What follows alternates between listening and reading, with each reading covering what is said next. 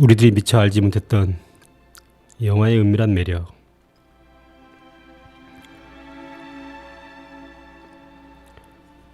스물세 번째, 오지의 집은 따뜻하다.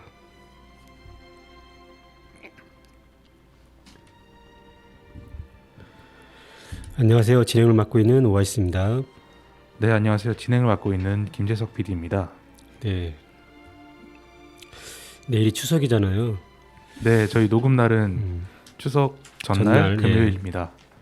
아유, 여기 네. 참 녹화하러 오기 참 힘들었습니다. 녹음하러 오기 네, 지금 고속도로도 예, 많이 밀리는 상황. 많이 밀리고 네, 참 어쨌든 빨리 집에는 다들 가고 싶어 하는데 네, 고속도로 그렇죠. 밀리고 아마 다들 속 탔을 것 같아요. 저도 네. 이 녹음하러 오는데 제가 몇 시 출발했죠? 한 11시 정도 반에 출발했는데 2시간 반이 넘게 걸리고. 정선에서 여기까지 3시간 정도 걸리시면 진짜 많이 밀린 거네요. 그렇죠. 많이 네. 밀리기도 하네요. 그래서 어렵게 도착했고 지금 점심도 못 먹어서 이 단백질 음료 먹으면서 채워야 될 것 같습니다.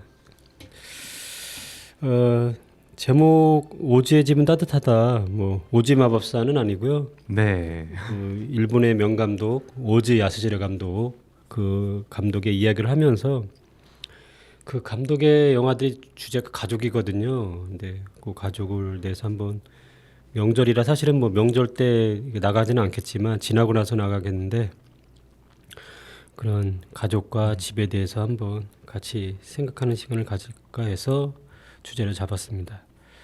일단 그 가족 사진 그 SG 워너비의 김진우가 솔로로 부른 노래가 있어요. 이 불후의 명곡에서 부른 버전인데 이게 참 좋더라고요.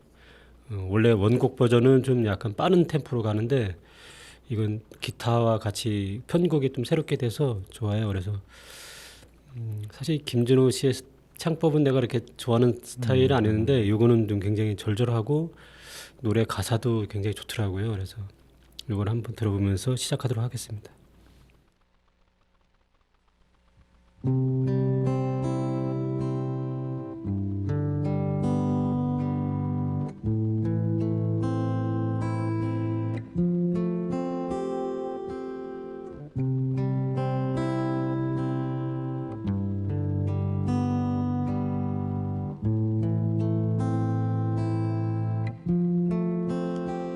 바쁘게 살아온 당신의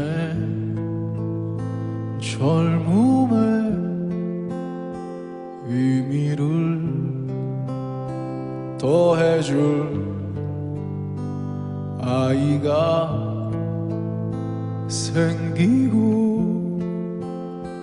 그날에 찍었던 가족 사진 속에 설레는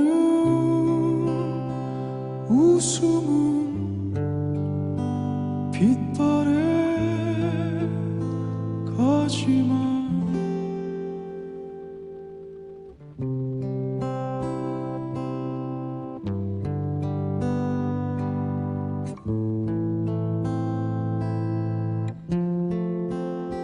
어른이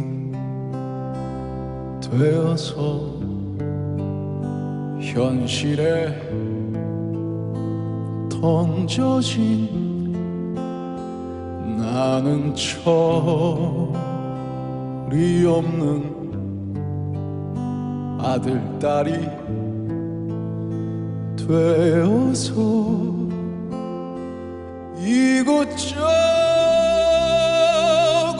이곳저곳에서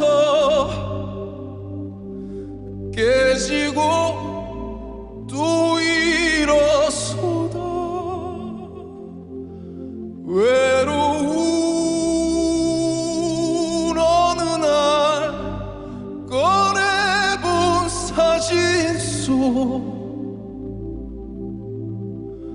아빠를 닮아 있네.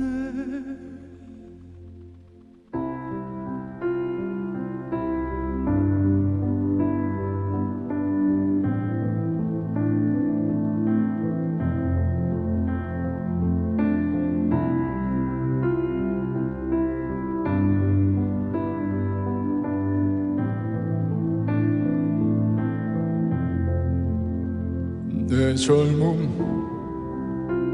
어느새 기울어 갈 때쯤 그제야 보이는 당신의 날들이 가족 사진 속에 미소 띤 젊은 우리 엄마 꽃 피던 시절은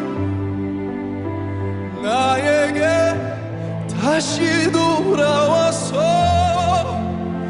나를 꼭 피우기 위해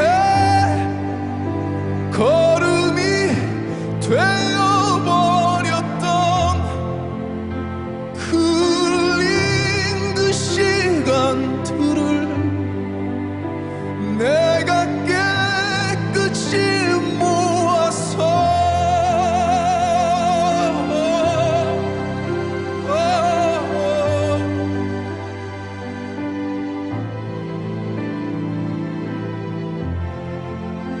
당신의 웃음꽃 피우기 피우기 피우기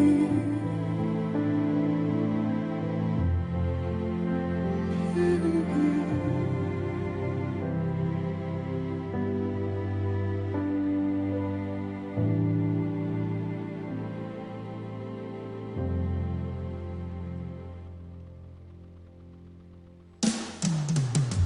나를 꼭 피우기 위해 걸음이 되어버렸던 흘린 그 시간들은 내가 깨끗이 모아서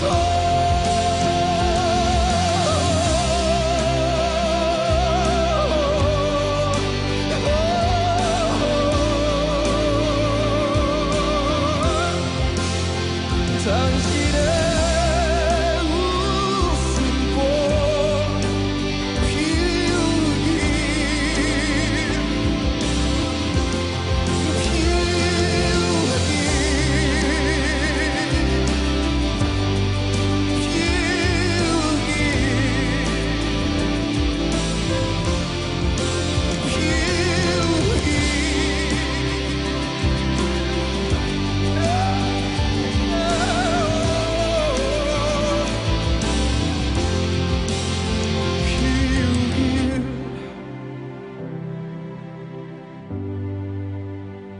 피우길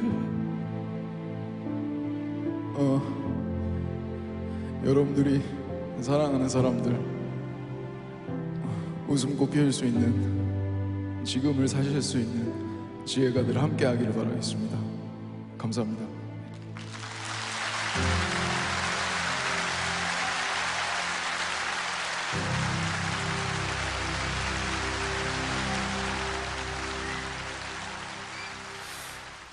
네, 가족 사진 김진호가 그 불후의 명곡 버전을 들어보셨습니다. 가사 중에 나를 꽃 피우기에 걸음이 되었던 그런 가사 있잖아요. 네. 사실은 부모와 자식 간의 관계는 약간 희생의 구조가 될 수밖에 없는 것 같아요.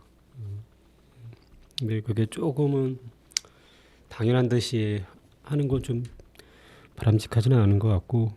그러다 보니까 또 자녀분에게 예, 또 뭔가를 바라게 예, 되시기도 하죠. 예, 맞아요. 그래서 그런 구조의 가족 제도보다는 물론 어릴 때는 어쩔 수 없이 부모들이 챙길 수밖에 없는 구조가 되겠지만 좀 더 좀 나이 들어서는 그런 구조보다는 저는 특히 얘기하는 게 부부 중심의 가족을 많이 얘기하거든요. 부부가 서로 사실 가족 자녀들에게 이게 집중하다 보니까 사실은 부부관계가 소홀해지는 경우가 많잖아요. 그래서 더 망가지는 경우가 많은데 저는 사실은 부부 중심으로 회복이 돼야지 온 가족이 같이 회복되는 게 아닌가 생각이 들었고 개인적으로 가족 사진은 또 제가 그래서 이 제목이 저는 가족 사진이 없거든요. 혹시 있어요 가족 사진? 저희도 없습니다. 그 가족 사진 있는 집이 많지는 않은 것 같아요. 이제 친구네 집에 놀러 가면은 가족 사진이 저 친구들은 그래도 웬만해서 있었던 것 같아요. 그래요? 그런데 뭔가 우리 집만 없는 것 같은데 음. 그렇다고 사진관에 가서 또 찍기에는 또 바쁘거나 이런저런 이유로 또 안 찍게 된 것도 있는 것 같아서 그래서 네. 그 저도 전에 씻었을 때 식구라고 해서 그 글을 썼던 적이 있는데 가족 사진 언제 한번 찍을 수 있을까 하다가 결국 못 찍었던 기억이 있네요. 그래서 아마 이 김진우도 자기 개인 가족사가 아버지가 뭐 일찍 돌아가셔서 사진이 없는 거예요. 그래서 아버지 사진을 들고서 엄마랑 같이 찍은 그래서 네. 더 절절하게 노래를 불렀던 것 같아요. 네, 뭐 오늘 내일이 이제 추석이면서 이제 가족들 또 모여서 네, 이 방송 내내 했던 얘기 또 되풀이하기도 하고 네, 또 술 한잔하고 그렇죠. 또 네. 싸움도 하고 싸우기도 하고 그렇습니다. 그런 일이 또 네. 계속 그런 일이 그러면서 서로 이제 이야기를 좀 나누는 시간이 될 것 같아요. 오늘 오즈 야시히로 감독의 영화를 얘기하는데 일단 그 정성일 씨가 언젠가 세상은 영화가 될 것이라는 책이 있어요. 그 네네. 책에서 제가 구절을 좀 문장을 좀 인용할까 합니다. 어쨌든 오즈 야시히로 감독의 영화에 대한 그런 해석이 들어있는 영화라서 한번 제가 읽어드리고 또 이 문장 때문에 제가 이 글을 쓰게 된 이 오즈의 이야기를 더 하게 된 계기가 있어서 잠깐 그 정성일 씨가 쓴 글을 잠깐 인용하겠습니다. 오즈 야시히로의 영화는 하나의 장소를 기결한다. 그곳은 집이다. 말하자면 오즈에게서 접히고 놓여진 집은 하나의 우주이다. 그는 세상을 향해 열린 창문 곁에서 정원을 향해 열어놓은 마루에서 어디선가 나타난 딸이 자기에게 인사를 하고는 자신이 알지 못하는 방법으로 2층에 올라간 것을 탄식하면서 마치 자기 자신에게 말하듯이 서로에게 말을 하는 장면에 카메라 앞에서 결코 서로 손댈 수 없는 외로운 존재들이 360도 편집의 순연에 따라 그 자리에 붙잡힌 듯이 앉아서 그 순환을 받아들이는 우주의 존재론이다. 한 편의 영화 안에서 작은 우주가 순환하고 그의 54편의 영화 속에서 커다란 우주가 순환한다. 안 보이면 안 보이는 대로, 불편하면 불편한 대로, 없어지면 없어지는 대로. 그러나 그 안에서 하여튼 살아야 하는 것은 슬픈 일이다. 모두는 그 슬픔을 찍는다. 그러므로 그에게 결국 산다는 것은 슬픈 일이다. 네, 이 문장이거든요. 그래서 이 정성 씨가 키노의 편집장이거든요. 네. 키노 혹시 보셨는지 모르겠지만 제가 아마 태어나기 전에 있었던 예. 잡지였던 걸로.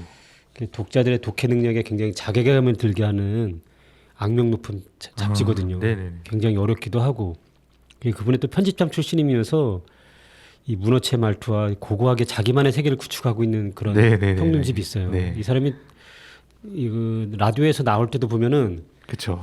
자기만의 독특한 스타일이 있어요. 이제 그 유튜브에 그런 영상이 있었는데요. 네. 뭐 정성일이 꼽았던 30여 평의 21세기 영화들 예. 그 영상을 보는데 실제로 이제 들어보시면은 이 문어체를 이제 라디오 진행하실 때 말씀하시는 그런 게 좀 특색이 있으시죠. 예. 그래서 이제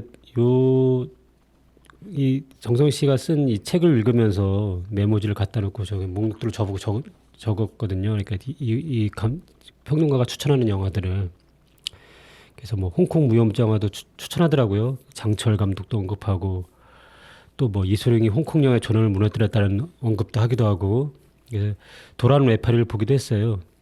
장철 감독이 만든 끄떡이기도 했는데 그러면서 또 갸우뚱하게 하는 장면이 이 오즈 야시히로에 관해 인용한 문장이었어요. 그래서 저는 이 정성일의 슬픔을 견디고 있는 게 아닐까 하는 생각이 들고 자기의 그런 감정을 여기 이입한 게 아닐까 그런 생각이 들었어요. 네. 왜냐면 이 글에 대해서 좀 공감할 수도 있을 것 같은데 한편으로는 예, 그 자기 자신이 거울로 음. 좀 받아들인 결과물이 아닌가라는 생각도 들기도 했던 것 같아요. 왜냐면 그 평론에 이렇게 약간 이렇게 나타나는 어두운 기운이 있거든요. 그다음에 뭐 디스토피아 같은 전망, 그런 엄숙함 그런 것들이 있어서 오히려 자기의 그런 내면을 예, 여기에 투사하고 있는 게 아닌가 생각이 들어서 그래서 일부러 평론에서 거론한 오차츠케 맛이라고 있어요. 꽁치의 맛이라는 영화요. 네. 아니 꽁치의 맛이 아니라 오차츠케 맛이라고 네. 예, 특이하죠 제목이. 예, 꽁치의 네. 맛도 있고. 네. 난 그래서 이런 게 매력적이에요. 우즈 야시라 감독이 굉장히 독특한 그런 어차피 이 사람이 일상을 되게 세밀하게 찍은 감독이라서 제목조차도 그래요. 그래서 물론 정성일이 언급한 54편을 다 봐야긴 했지만 그렇다고 54편까지는 아니지만 그래도 나름 내가 많이 좀 살펴봤거든요. 근데 이게 슬픈 삶을 견뎌내고 있는 건가? 그런 증거를 찾기가 참 어려웠어요. 물론 톤이나 뉘앙스나 그런 정적인 그런 미장센이나 그런 거는 사실은 그걸 읽어낼 수는 있겠지만 근데 저 부분이 과연 쓸쓸함이랄까? 그런 부분을 찾아낼 수가 없었거든요. 그래서 각각의 스키마가 다르잖아요. 근데 정성일의 어떤 비관적인 스키마가 작동하지 않았던 건가? 스키마는 어떤 인식의 틀을 말하는 거잖아요. 세상을 네네네. 바라보는 인식의 틀인데 오히려 이 정성일의 비관적인 스키마가 오즈 감독의 영화를 비관적으로 해석하고 있다? 그런 좀 생각이 좀 들었어요. 저는 이제 오스 야스지로 감독의 영화는 동경 이야기만 일단 보긴 했는데요. 그 영화만 보면 이 정성희 평론가가 말하는 부분이 좀 이해되는 지점이 있는 것 같아요. 그 감독이 좀 삶의 모습에 대해서 바라보는 그런 어떤 쓸쓸함의 모습들이 있는데 사실 영화를 보고 나서 들었던 생각은 그 영화 안에서의 순간들뿐만 아니라 사실 영화에서는 이 노 부부가 주인공이라고도 할 수 있잖아요. 이 노부부의 삶 중에서 어느 일순간만 조금 다룬 한 열흘 정도의 이야기를 다룬 영화인데 그렇다고 해서 그 순간이 조금 쓸쓸하게 느껴진다고 해서 그 부부의 삶 전체적으로 그러했을까? 그리고 이제 영화에서도 그런저런 대사를 많이 하잖아요. 자녀에 대해서 당신은 이렇게 자녀도 많이 두었고 잘 되지 않았느냐? 라는 말을 통해서 꼭 항상 쓸쓸하고 그런 순간만 있었을까라는 생각은 드는 것 같아요. 오히려 이 감독의 영화는 뭐 나중에도 얘기하겠지만 그런 슬픈 그 쓸쓸함이 아니건 그 삶을 이렇게 좀 긍정하고 수용하는 분위기, 좀 품넓은 그래서 배우 캐릭터들도 다 거의 다 그래요. 굉장히 세상을 포용하고 있는 느낌, 따뜻함으로 세상 참 이래저래 뭐 정말 치사하고 하여튼 슬프고 아프고 뭐 재밌기도 하고 그런 모든 세상의 희노애락을 좀 껴안는 그런 얼굴이거든요. 그래서 류치스의 그 배우가 페르소나나 마찬가지예요. 굉장히 많이 출연을 하거든요. 이 감독의 영화에. 그 사람의 얼굴이 어쩌면 이 감독의 그런 어떤 지향점을 말하고 있는 게 아닌가. 세상에 대해서 너무 조급해하지 않고 자기만의 속도대로 천천히 그리고 그 세상을 좀 껴안고자 각오하는 그런 느낌들이 있거든요. 그래서 물론 공간을 연출할 때 그런 여백이나 그것 때문에 그런 뉘앙스를 나타낼 수 있겠지만 근데 어쨌든 이 감독은 그 꽉 찬 프레임이 아니거든요. 여백을 굉장히 많은 양면 뜻하지만 그렇다고 그 빈 공간이 과연 그 쓸쓸함과 연결한다는 건 좀 약간 무리수가 아닐까 생각이 들어서 예. 그래서 한번 이거 좀 더 이야기를 나눠보도록 하겠습니다. 크랜베리즈 가수가 최근에 돌아가셨죠. 젊은 가수인데 크랜베리즈 굉장히 좀 괜찮은 가수예요. 저는 그 여성 가수들의 계보가 있거든요. 뭐 제니스 조플린부터 그 다음에 신디 로퍼, 크랜베리즈 이렇게 저는 이어진다고 생각하거든요. 독특한 보컬들의 그런 계보가 있는데 안타깝게도 아일랜드 출신의 가수잖아요. 밴드잖아요. 근데 일찍 네네. 돌아가셔서 좀 안타까운데 크랜베리즈의 오드 투 마이 패밀리 들어보도록 하겠습니다.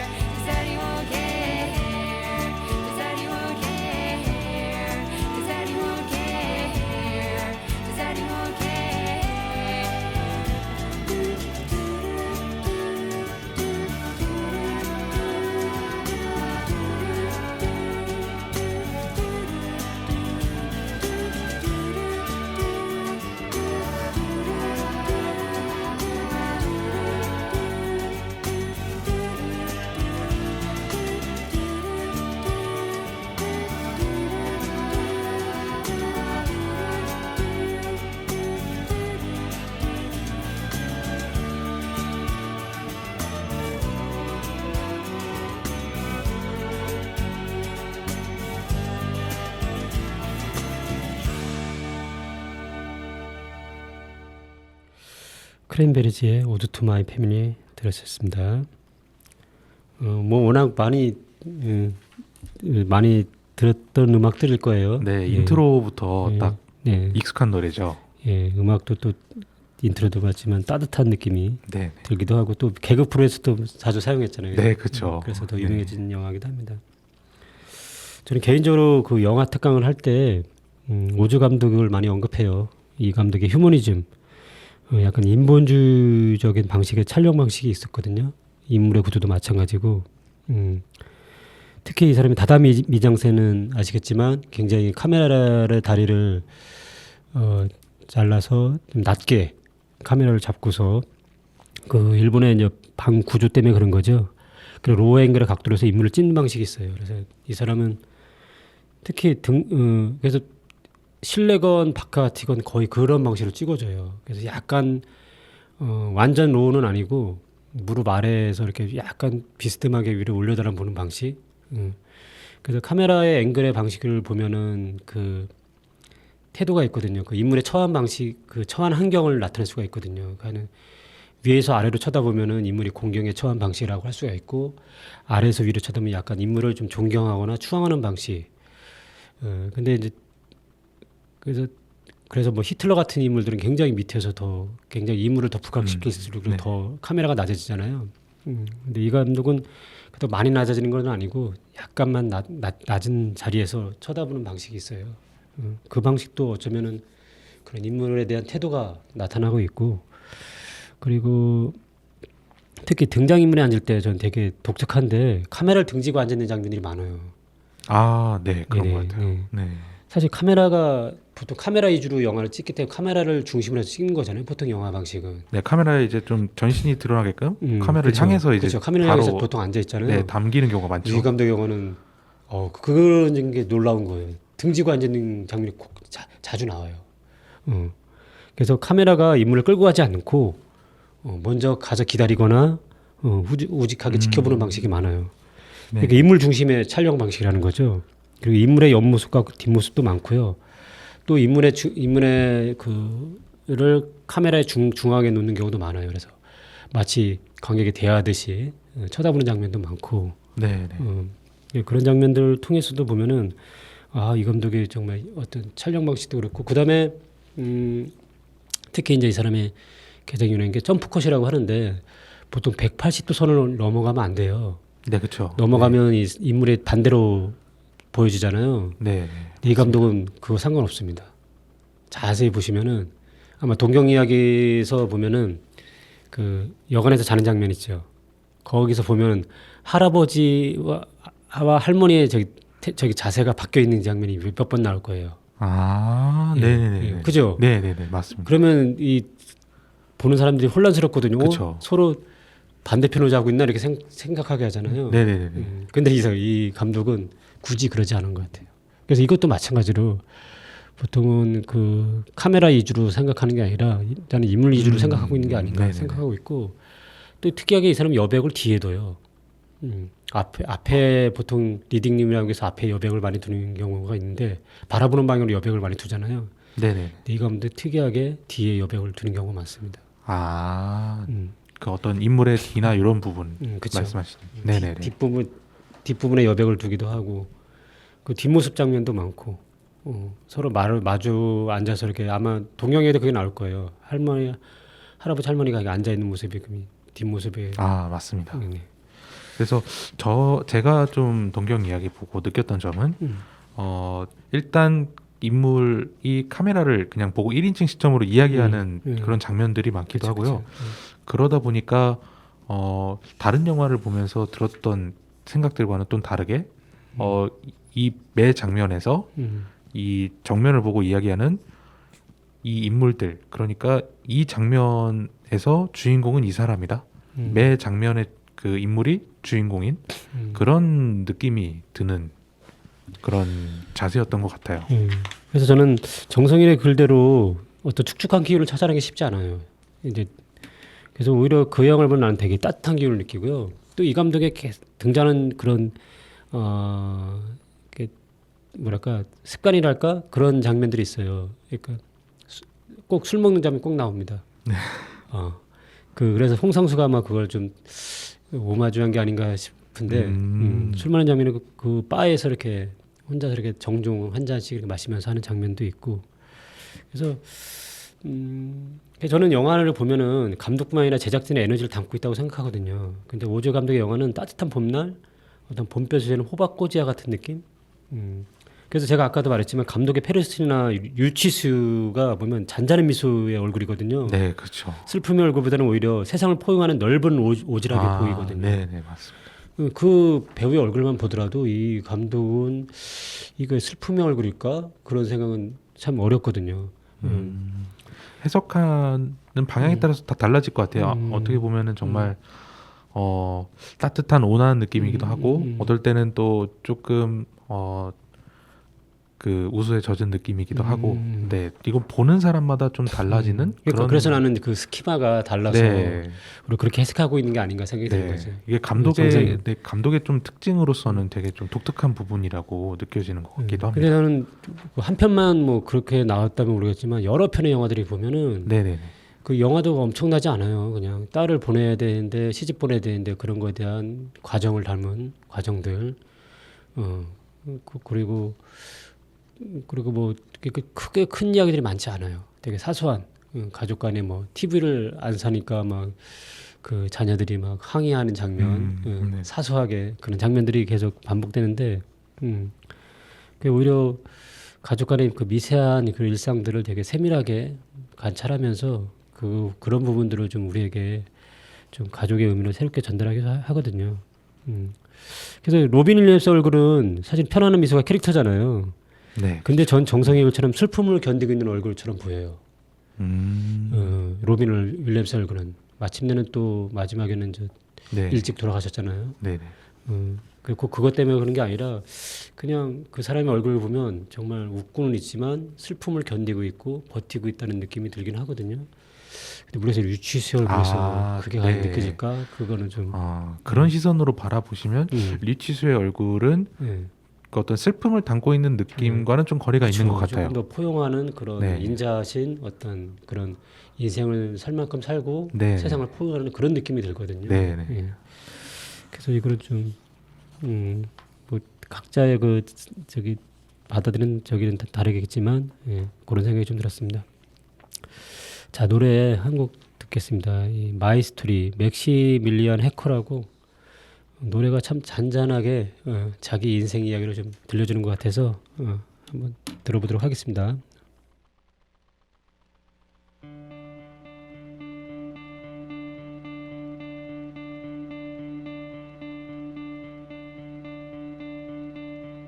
He was a boy with pale blue eyes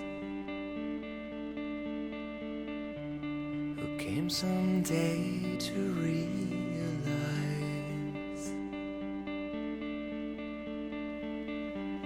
it's almost heaven, it's almost heaven, it's almost heaven to be free.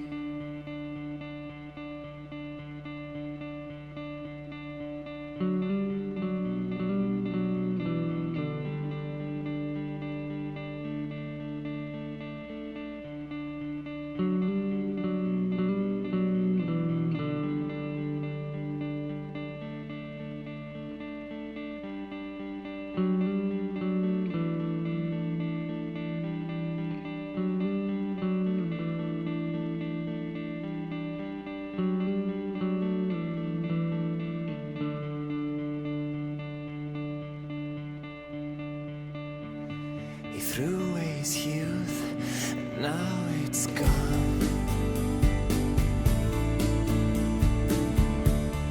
The days were short, the nights were long. He said, West Virginia, mountain mama, take me higher, take me home.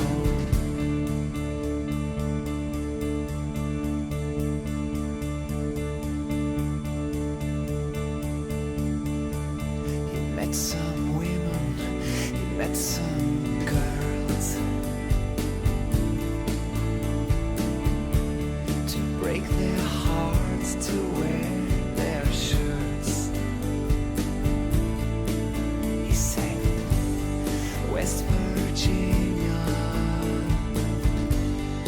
Mountain mama, take me higher, take me home.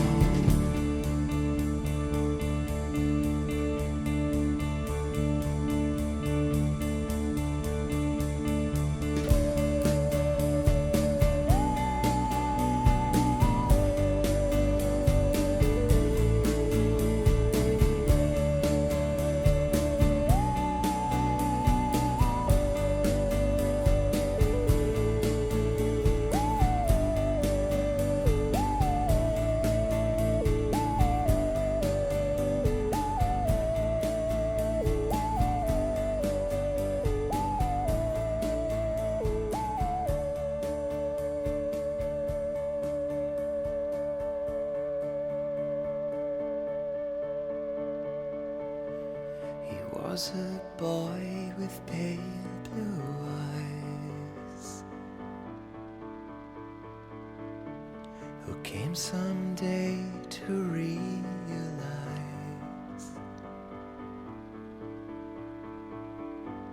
my dream is over, my dream is over. Mountain mama, take me home.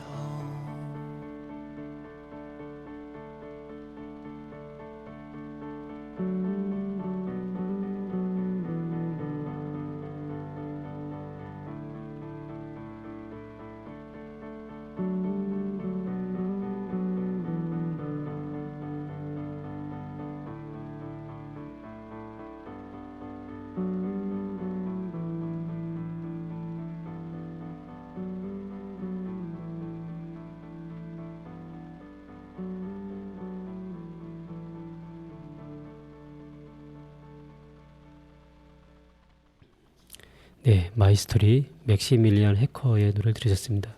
이 그 밴드들의 특징이 그래요. 되게 굉장히 좀 잔잔하게 네. 중얼거리듯이 부르는 노래들이 많아요. 네. 자, 그 오즈 감독의 영화의 특징은 뭐냐면 인간의 실수에 집중하기보다는 어떤 불완전한 인간의 비전에는 어떤 바깥의 풍경을 많이 다뤄요. 그래서 가령 동경이해 같은 경우도 보면 어머니가 자식들의 홀대 때문에 병을 얻었잖아요. 사실은 네네. 그 동경으로 찾아갔는데 잠자리가 없으니까 여관으로 그 안내했는데 여관에는 너무나 또 사람들이 놀러 와서 밤잠을 설치게 했던 네. 장면들이 나오잖아요. 영화 초반부에는 조금 이제 자녀분들이 살갑게 대해주시고 하는데 열흘이라는 기간 동안 이 여러 자녀분들의 집을 전전하고 그렇죠. 네. 또 그러면서 이제 병을 네. 얻은 거죠. 그래서 영화에서는 또 짧은 대사로 어머니 죽음을 처리해요. 그죠? 어머니 돌아가셨다.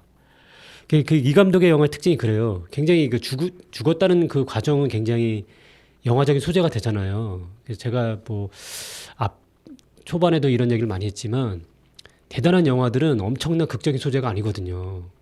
근데 보통은 우리는 일반적인 상업적인 영화들은 극적인 소재를 가지고서 심파를 만들어내거나 네. 그 관객들의 감정을 쥐락펴락하면서 일부러 의도적으로 막 길게 늘리면서 네. 하잖아요. 근데 네. 이 감독의 영화는 그렇지 않아요. 가령 딸들의 결혼을 주제로 잡았잖아요. 정작 결혼식 장면 안 나와요. 대단해요. 그러면 뭐냐? 결혼식 장면이 아니라 결혼식 이후의 풍경, 결혼식 이전의 풍경, 그게 더 중요한 거예요. 그 인간들의 삶에 더 집중하는 거죠. 사실은 그런 이벤트에서는 인간들의 삶이 제대로 보여주지는 않죠. 물론 즐거운 장면 나타날 수 있지만 네네. 그때는 사실은 어쨌든 그런 이벤트 때문에 자기가 실제 감정이나 그게 나오지는 않을 수도 있거든요. 네, 그렇죠. 그거 집중하니까 뭐 연기할 수도 있는 거고 뭐 결혼식에 누구 사람들 오면 억지로 웃어주면서 뭐 응대하고 하는 장면이 있을 수 있겠지만 오히려 그것이 끝나고 난 후 시작하기 전 결혼식을 준비하기 전 결혼식 끝나고 난 후에 그런 풍경들이 솔직히 인간들의 모습이 더 나오잖아요. 이 감독의 영화의 특징이 그래요. 결혼식만이 아니라 가령 호기심 저건 관객들의 호기심을 자극할 수 있는 것들인데 그걸 싹둑 잘라버려요. 가령 이제 그 여자 주인공이 맞선 봤던 남자인데 맞선 보려고 했던 남자인데 어느 날 식당에 놀러 온 거예요. 친구가 야 맞선 본 남자가 놀러 왔대. 한번 보러 갈까? 해서 딱 보러 가는 장면이 있어요. 보러 갔는데 그 다음에 다른 장면으로 넘어가요. 그 남자 얼굴은 안 보이죠. 네. 그러니까 이 감독의 그 집중하는 부분들은 바로 그런 거죠. 그러니까 그런 어떤 요란하고 그러니까 이 감독의 영화의 특징도 그렇잖아요. 굉장히 정적이잖아요. 그 이 감독의 스타일이기도 하죠.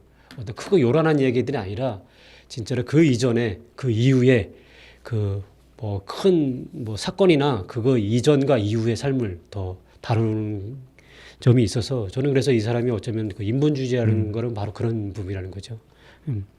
진짜 인간의 모습과 풍경, 얼굴을 담고 싶은 거죠. 그래서 기존의 영화라면 자식들이 되게 몰인정하잖아요. 그죠? 네네. 손가락질하면서 단지하는 뭐 어떤 퍼포먼스를 벌이겠죠. 그래서 관객들의 동의를 구하면서 어떻게 이런 못난 뭐 정말 배은망덕한 자식들이 있겠냐 하는 게 했지만 그 영화에서 보면 단지한 일이 없잖아요. 그렇죠. 굳이 없죠. 가끔 인물들의 갈등이 나오긴 하지만 일방적이지 않고 균형을 맞추려고 노력해요. 그리고 절대선과 절대악도 없고요. 그래서 심심하다 생각했지만 인물을 이분법으로 나누고 갈등 중심 푸는 기존 영화의 문법에 지친 관객들한테는 오히려 이류를 줘요. 보통 영화들의 방식이 그렇잖아요. 히어로와 안티히어로의 방식대로 해서 풀고 나가잖아요. 이 감독의 영화는 그게 네, 없어요. 그렇죠. 모두들의 좀 입장이 이해가 되죠. 음. 아무래도 동경 이야기에서는 자녀는 자녀대로 이제 삶이 꽉 차 있는 느낌이고 도시에서 그렇죠. 그리고 부모님은 부모님대로 또 아쉬운 느낌이 또 느껴지기도 하고. 그러니까 그 사람을 이해하는 방식. 그래서 제가 굉장히 포용적인 그런 그 나이를 어느 정도 인생을 살아서 사람의 삶을 정말 이해하고 싶은 폭넓은 그런 상처나 저기를 모두 껴안을 수 있는 그런 굉장히 폭넓은 품이 보이거든요. 그렇다고 뭐 사람들을 무조건 아름답다고 일부러 이렇게 꾸미지도 않아요. 꾸미지도 않고 단지 인물들을 가늠하는 건 평가하는 건 신과 관객의 영역이 뿌리는 거죠.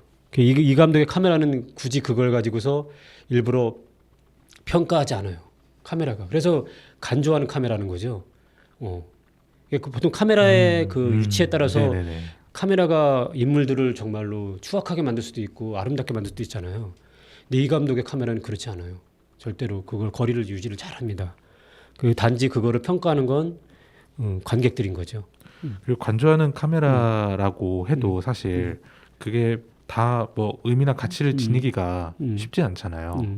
그렇기 때문에 그 관조하는 카메라라는 게 관객에게 설득이 되려면 그 감독 자체의 어떤 삶에 대한 어떤 태도나 자세 그런 것들부터 좀 갖춰줘야 그런 카메라의 에게 좀 설득이 되지 않을까 관객도. 그렇죠. 네, 그런 생각이 듭니다. 그래서 오주의 집은 그가 선택할 수 있는 최소한의 마지노선이에요. 마지노선이고 오주 감독의 따뜻한 집은 이미 이제 마련되어 있는 셈이고 그래서 이 사람 죽기 전까지 영화를 찍는 걸 생각하면 이보다 행복한 감독이 어디 있을까. 60에 돌아가셨거든요. 또 자기 생일날에 죽었어요. 되게 참 아이러니한 되게 재밌는 감독이에요. 이 사람의 일생을 보면. 그리고 혼자 살았어요. 솔로 호럼을 모시고 살았다는 얘기도 있고 그러면서도 또 가족 얘기만 했어요. 특이하게. 결혼이라는 시스템에 들어가지도 않으면서 가족 얘기를 끊임없이 했고. 제가 또 말씀해주신 대로 독신이었지만 또 자녀가 많이 딸린 어떤 가정의 또 이야기를 한다거나 그쵸. 그런 어떻게 보면 자기가 직접 겪지는 않았지만 그래도 그 감정들을 이렇게 훌륭하게 끌어내는 건 참 대단한 감독 같아요. 그래서 많은 감독이 오주를 추앙하거든요. 어쩌면 난 이 추앙하는 이유가 어쩌면 오주의 집이 편안해서이지 않을까. 차가운 집은 아니거든요. 물론 그 감독들마다 스타일이 하겠지만 차갑게 만드는 감독들이 있어요. 저는 김기덕 감독이 대표적인 감독인데 돌아가셨지만 그 감독의 영화는 차가워요. 그 감독의 그 내면의 차가움을 막 전달되는 것 같거든요. 근데 이 감독은 그렇지는 않아요. 그래서 어쨌든 작품들은 그 감독의 색깔, 에너지를 담는 거거든요. 그래서 자세히 보면 영화들을 보면 일관되게 스타일을 하는 감독들을 보면은 나홍진 감독도 그럴 때가 있어요. 이 사람 참 굳이 만나지 않더라도 그 감독의 영화의 톤에서 보면은 이 감독은 정말 범상치 않을 거라는 생각이 들어요. 예, 그죠. 그래서 그 감독들의 그 스타일을 알 수가 있는데 이 감독은 어쩌면 정말 이 감독의 얼굴도 보면 유치수의 얼굴과 약간 비슷한 느낌이 있어요. 따뜻한 느낌이 들기도 하고. 그래서 그런데 보통 이제 오주 감독이 얘기하면 따라붙은 그런 태그가 이제 동경 이야기지만 저는 사실 동경 이야기보다 다른 영화 더 좋은 게 많아요. 그래서 이걸 들으신 분들도 이 감독의 영화는 동경 이야기, 오주 야시리 감독의 얘기지만 나는 오히려 다른 영화들이 굉장히 그 밖의 영화들 뭐 굉장히 좋은 영화들이 많으니까 추천 혹시 하고 싶으신 영화가 있으시다면 다음에 또 한번 얘기를 하겠지만 만추도 좋고요. 아, 네네. 꽁치의 맛은 약간 그 궁극주의적인 색채가 있어서 꽁치의 맛도 후반기 영화들은 또 칼라 영화들이 좀 있어요. 아, 네네. 만추 뭐 이렇게 뭐 이른 여름, 초여름, 맥추 뭐 그것도 있고 이 사람이 또 계절을 가지고서 이 제목을 정해서 하는 경우도 많거든요. 제목이 좀 다 짧으면서 좀 정서적인 예, 느낌도 드는 것 같아요. 예, 네. 그래서 그런 영화들 한번 찾아보시면은 괜찮을 것 같아요. 자, 노래하는 곡 그 브루스 스프링스틴의 마이 홈타운 들어보도록 하겠습니다.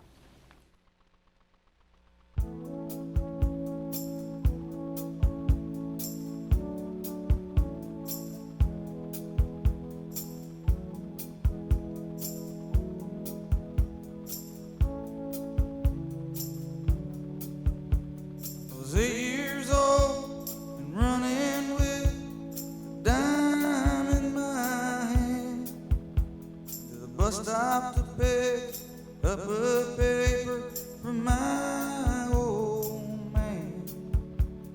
Sit on his lap in that big old Buick steers we drove through town. Tassel my hair, say son, take good look around. This is your hometown. This is your hometown. This is your hometown. This is your hometown.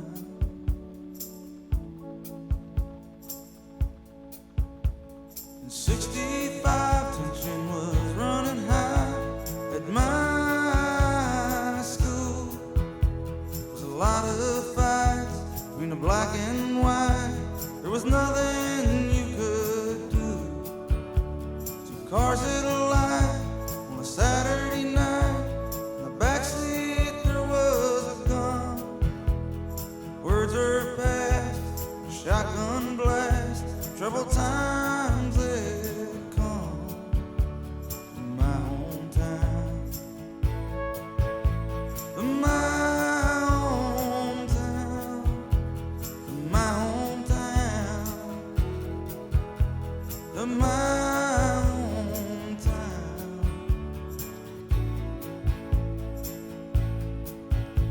Our main streets are whitewashed windows and vacant stores.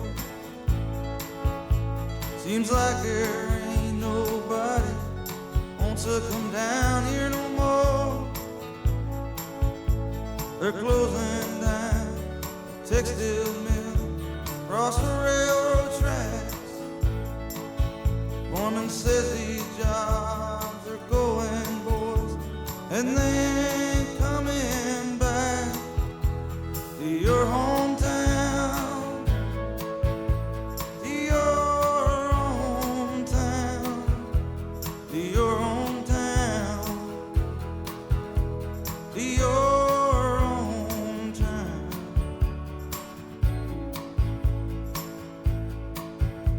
Last night me and Kay, we laid in bed talking about getting out, packing up our bags, maybe heading south. At 35, we got a boy of our own now.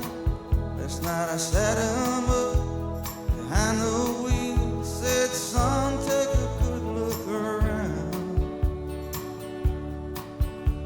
This is your hometown.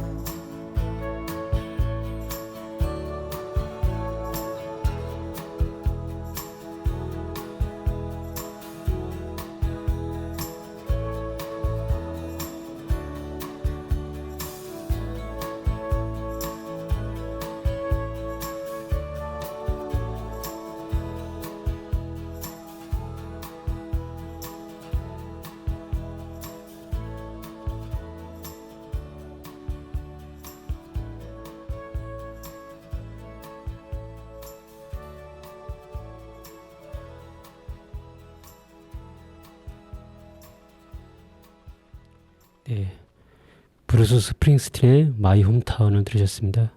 브루스 스프링스틴은 굉장히 좀 유명한 락 가수예요. 진보적인 특히 노동자들의 이야기를 많이 다룬 가수이기도 합니다. 노래들이 다 그죠? 따뜻하죠. 네네. 이 추석에 어울리는 음악들. 네, 이제 이 방송에 나갈 때 음. 추석 직후에 수요일에 바로 나갈 텐데 들으시는 분들께서 여러 생각이 드실 것 같아요. 추석을 이제 지나고 보내고 나서. 아니면 추석 전에 들었어도 참 좋았을 텐데. 네, 맞습니다. 저는 개인적으로 술 마실 때 저는 안주와 술도 중요하긴 하지만 네. 저는 살펴보는 건 공간이 먼저예요. 그래서 네. 솔직히 저는 그런 이자카야 분위기에 일본식 선술집도 되게 좋아하긴 해요. 그 따뜻한 느낌의 조명들이 네, 있거든요. 그렇죠. 조명도 되게 중요하고 형광등 아래에서 새우깡과 소주를 마시는 건 절대로 하지 않습니다. 너무 차갑거든요. 근데 오즈 감독의 영화마다 단골로 등장하는 게 선술집 장면이에요. 그래서 홍상수 영화에도 반복되잖아요. 네. 근데 하지만 오즈 술집이 더 인간적이 따뜻해 보여요. 홍상수 영화는 그렇게 따뜻해 보이진 않아요. 사실 깡소주에 새우깡 먹는 것 같은 느낌. 그래서 그동안 그 어쩌면 산업화 시스템은 자본주의는 공간을 자본을 증식할 수 있는 수단으로 여겼잖아요. 네네. 그래서 아파트는 어쩌면 발기한 욕망처럼 점점 더 하늘을 높이 솟아올랐고 신분 상승의 수단이 되었고 게다가 이제 풍경마저 사실 자본이 독점하는 그죠? 그 유명한 그 풍경들에는 다 뭐 의리의리한 펜션들이 자리 잡고서 풍경들을 독차지하고 하잖아요. 그런 거 볼 때마다 이 오즈 감독의 그 공간 연출을 보면 정말 따뜻한 느낌이 들고 오즈 야시리 감독은 처음으로 공간의 인격을 불어넣은 감독이라고 할 수가 있어요. 그 시대가 어떻게 보면 시대와 정말 잘 만난 감독이라고도 생각이 드는 게 도쿄에서 보면 동경 얘기의 도쿄 장면들도 사실 지금 시점에서는 다 아파트로 이렇게 되어 있겠지만 그래도 도쿄에도 그냥 좀 전통 가옥에 좀 가까운 다다미가 놓여져 있는 그런 장소들이 또 그때는 자연스러웠던 설득이 됐던 공간이었기 때문에 그 시대와 정말 잘 어떤 결합된 연출 특성이 아닐까 또 생각이 듭니다. 그래서 이 영화의 이세 감독의 영화들을 보면은 공간이 영화를 열어요. 조용한 복도, 2층으로 올라가는 계단, 아무도 없는 다다미방, 마을의 골목, 그것들이 또 영화를 닫아요. 다 뭔가 영화를 보면서 점점 그 공간들이 내가 먼치 그 공간에 겪었던 것처럼 다 익숙해져가는 느낌이 들어요. 이제 영화 사물이 보면서. 말을 거는 거고 공간이 말을 네. 거는 거죠. 네. 이런 것들이 참 멋있는 거예요. 보통 우리가 이게 헐리우드 영화들 보면 나레이션으로 마무리하거나 해피엔딩으로 억지로 마무리해버리잖아요. 근데 이 감독의 영화는 굳이 사람이로 마무리하지 않더라도 공간에서 그 여운을 느끼게 만들고 거기서 읽어내게 만들거든요. 그래서 저는 이런 부분들이 아마 감독들이 존경하지 않나 생각이 들고요. 그래서 최근에 윤다미 감독의 남매 여름밤도 보시면 네, 맞습니다. 오즈 흔적이 많이 보고요. 이 감독도 워낙 오즈의 감독을 추앙한다고 했었지만 그 장소도 뭔가 2층 집이잖아요. 그쵸, 2층 집에 그쵸. 계단을 올라갔다 네, 할 수 맞아요. 있는. 네. 예. 사실 이 오즈 감독의 영화를 이 한 시간에 참 소화하기가 힘든데 다음에 아마 또 오즈 감독의 영화를 좀 얘기할 시간이 올 거예요. 이 감독은 한 시간으로 하기는 부족한 감독. 정말 네. 몇 회에 걸쳐서 나눠도 부족한 감독이기도 합니다. 네, 마지막으로 그 마이클 부블레의 홈을 들으면서 마무리하도록 하겠습니다. 다음 영화는 저희가 어떤 네네. 영화였죠? 다음 영화는 저희가 나 다니엘 블레이크라는 영화들이 있고 예. 또 머니볼 등등의 영화를 통해서 아마 나다니엘 블레이크는 저기 같아요. 저기 켄 노치 감독의 네. 이야기를 다룰 것 같아요. 그래서 켄 노치 감독의 영화들을 보신 분들은 그때 참여하시면 좋겠습니다. 네, 마무리하겠습니다. 즐거운 추석 보냈겠네요. 네.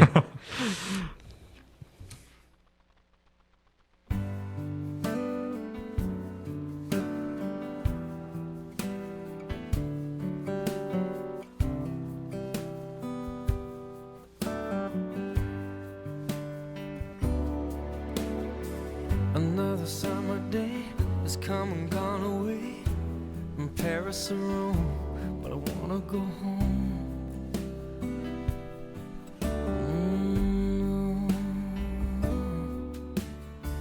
Maybe surrounded by a million people, I still feel all alone. Just wanna go home.